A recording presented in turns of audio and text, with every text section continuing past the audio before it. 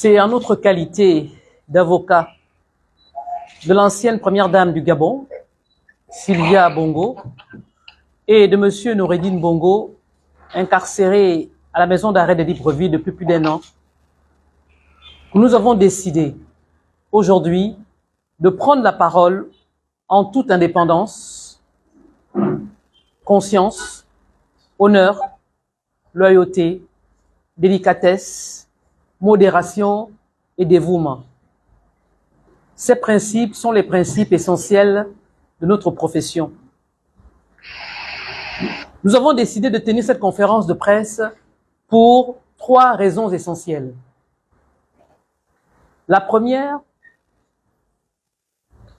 était de vous indiquer que depuis que nos clients, Sylvia Bongo et Noureddine Bongo, ont été arrêtés et placés en détention préventive, ils n'ont jamais pu communiquer librement avec leurs avocats.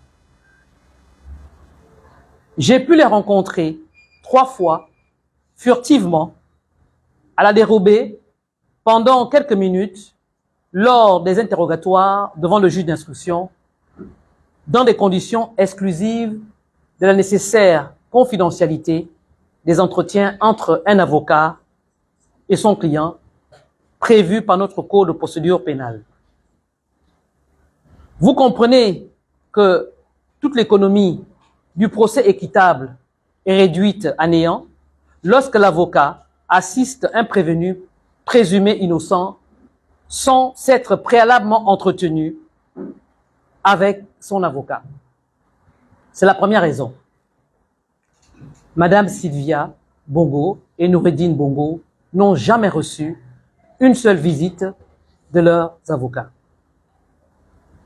Ensuite, le deuxième point, depuis que nos clients sont arrêtés, leur droit à la santé a complètement été violé.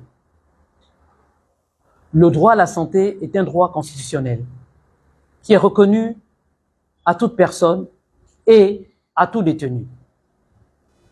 Peut-on admettre qu'une personne détenue soit interrogée par un juge d'instruction ou assistée par son avocat sans que celui-ci ait une parfaite connaissance de son état de santé physique, mentale, de ses facultés intellectuelles à répondre aux questions du juge?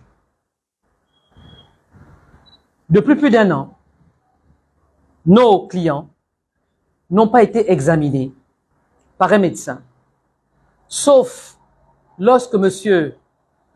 Noureddine Bongo a été victime des coups et blessures volontaires ayant perforé son tympan, le tympan de son oreille gauche.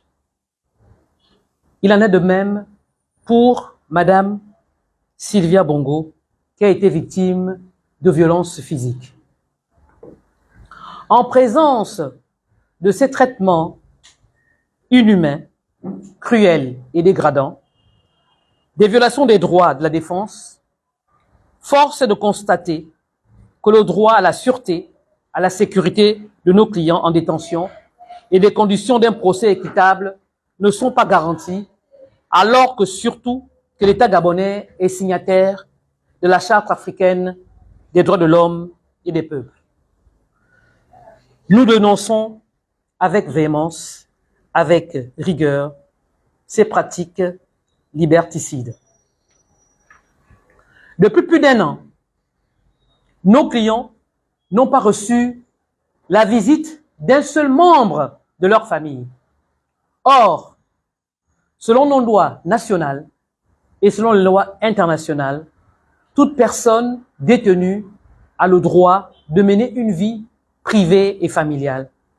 Cette vie privée et familiale consiste à recevoir sa famille en détention. Cette entrave à la vie familiale est insupportable pour nos clients. C'est pourquoi nous avons tenu à vous recevoir aujourd'hui pour dénoncer avec gravité tous ces manquements orchestrés par la justice. Aussi, L'ensemble de ces manquements, des violations graves et renouvelées, contraires à la dignité de l'homme et à l'image du Gabon et aux conventions internationales ratifiées, signées et ratifiées par le Gabon, nous interpellent et commandent qu'il soit mis fin sans délai.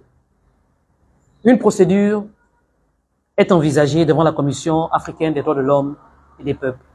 Je vous remercie et nous vous tenons